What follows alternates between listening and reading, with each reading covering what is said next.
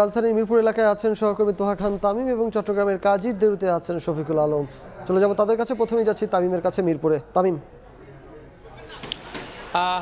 আসলে দেশের প্রয়োজনে শিক্ষার্থীরা যে পড়ার টেবিল ছেড়ে দাঁড়িয়ে গেছেন, সেই দেশের যে সংস্কার, সেই সংস্কার চলছে এবং নানা বিভাগে সংস্কার চলছে। এই মুহূর্তে দেখতে পাচ্ছি আমরা যে সকাল থেকে একেবারে দিনব্যাপী তাদের যে শৃঙ্খলা কার্যক্রম, ট্রাফিকের শৃঙ্খলা, পথের শৃঙ্খলা, ফুটপাতের শৃঙ্খলা, পাশাপাশি পরিচ্ছন্নতা যে কার্যক্রম সেটি চলছে।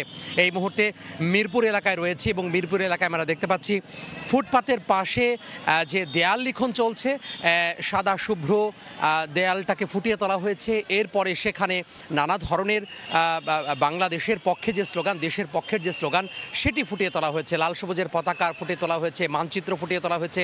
এছাড়া নানা ধরনের যে স্লোগানের যেই মুহূর্তগুলো রয়েছে, সেই স্লোগানের মুহূর্তগুলো কিন্তু তুলে ধরা হয়েছে। আমরা লক্ষ্য করছি যে এখানে বিভিন্ন বিশ্ববিদ্যালয়ের, কলেজের, স্কুল কলেজের যারা শিক্ষার্থীরা রয়েছেন, শিক্ষার্থীরা অংশগ্রহণ করেছেন। পাশাপাশি শুধুমাত্র পরিচ্ছন্নতা কার্যক্রম যে তারা করছেন তা কিন্তু নয়, এইখানে সড়কে যে শৃঙ্খলা, সেই শৃঙ্খলা ফেরাতেও কিন্তু তারা কাজ করছেন। এই যে মোড়ে মোড়ে বিভিন্ন সড়কে গণপরিবহনগুলো যত্রতত্র দাঁড়িয়ে থাকার কারণে যানজটের তৈরি হয় এবং যার ফলে ঘন্টার পর ঘন্টা যে সময় নষ্ট হয়, সেই সময় নষ্ট হওয়ার কারণে কিন্তু তারা সড়কের যে শৃঙ্খলা, সেই শৃঙ্খলা ব্যাহত হয়, সেই শৃঙ্খলা ফেরাতে কাজ করছেন। আমরা শুধু একজন দুজন নয়, 10 জন 15 জন নয়, আমরা এখানে লক্ষ্য করছি যে প্রতিটি মোড়ে মোড়েই কিন্তু প্রায় বহু সংখ্যক শিক্ষার্থীরা একেবারেই নিজ উদ্যোগে, নিজ ইচ্ছায় তারা কিন্তু এই দেশের প্রয়োজনে ঝাঁপিয়ে পড়েছেন।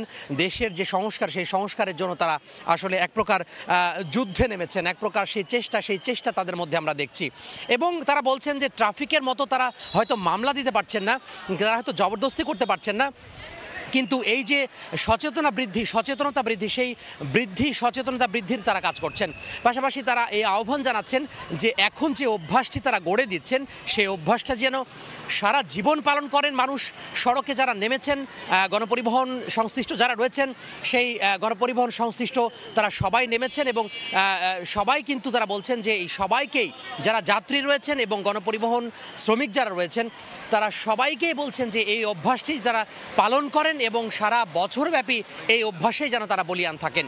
তো সব মিলিয়ে বলা যায় যে রাজধানীতে আজকে ছুটির দিন, সেই ছুটির দিনেও শিক্ষার্থীরা বসে নেই, তারা নানা ধরনের দেশের প্রয়োজনে যে কাজ, সেই কাজে তারা নেমে পড়েছেন। তো এই ছিল রাজধানী মিরপুর থেকে আমার হাতে সবশেষ। আমরা চট্টগ্রামে চলে যাব, সেখানে আছেন আমাদের সহকর্মী শফিকুল আলম, তার কাছ থেকে জানবো সেখানকার সবশেষ খবর। ভাই, আসলে চট্টগ্রামে যে বিভিন্ন মোড় রয়েছে, ট্রাফিক ব্যবস্থা নিয়ন্ত্রণ করছেন শিক্ষার্থীরা, বিশেষ করে বিএনসিসির যে এখানে একটি দল রয়েছে, সেই দলের মাধ্যমে কিন্তু ট্রাফিক ব্যবস্থা নিয়ন্ত্রণ করা হচ্ছে এবং সাধারণ শিক্ষার্থীরা রয়েছে। আপনি হয়তো দেখতে পাচ্ছেন গত 3 দিন 4 দিন ধরে সর্বস্তরের শিক্ষার্থীরা, বিভিন্ন স্কুল কলেজ বিশ্ববিদ্যালয়ের শিক্ষার্থীরা হাতে হাত রেখে, কাঁধ রেখে কিন্তু দেশসভায় তারা নিয়ন্ত্রণে আসেন। কারণ এখন যে ট্রাফিক ব্যবস্থাগুলো রয়েছে, সেখানে কোনো ধরনের ট্রাফিক পুলিশ নাই এবং বিভিন্ন থানায় যে পুলিশ নাই, পুরো এখন দেশের যে দায়িত্ব সেগুলো কিন্তু শিক্ষার্থীরা কাঁধে তুলে নিয়েছেন এবং তারা কিন্তু বিভিন্ন পালা ভাগ করে, অর্থাৎ 6 ঘন্টা 8 ঘন্টা করে পালা ভাগ করে কিন্তু ট্রাফিক ব্যবস্থা নিয়ন্ত্রণ করছেন।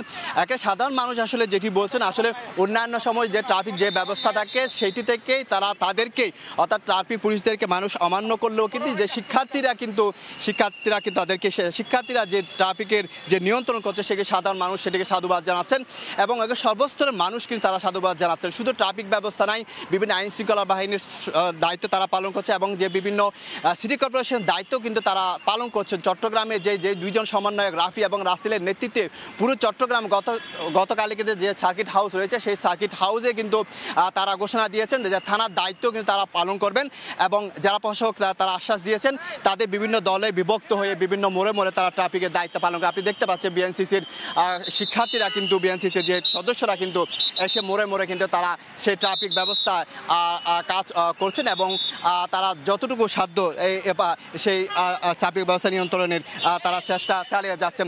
শুধু ট্রাফিক ব্যবস্থা না, পরিষ্কার পরিচ্ছন্নতাও কিন্তু তারা এগিয়ে যাচ্ছেন। তো সব কিছু মিলিয়ে যেটি বলা যায়, পুরো আজকে 3-4 দিন থেকে পুরো চট্টগ্রাম সহ বিভিন্ন দেশে কিন্তু শিক্ষার্থীরা যেই খাদে হাত মিলিয়ে যে কাজ করছে, যে সমস্যাগুলো কাজ করছেন, এটি অনন্য হয়ে থাকবে, স্ত্রীয় হয়ে থাকবে এবং ইতিহাস হয়ে থাকবে দেশের ইতিহাসে।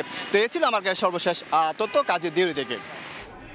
চট্টগ্রামের কাজীর দেউরি থেকে শফিকুল আলম এবং তারও আগে ঢাকার মিরপুর থেকে যুক্ত হয়েছিলেন সহকর্মী তোহা খান তামিম। দুপুরের সময় আরও থাকছে।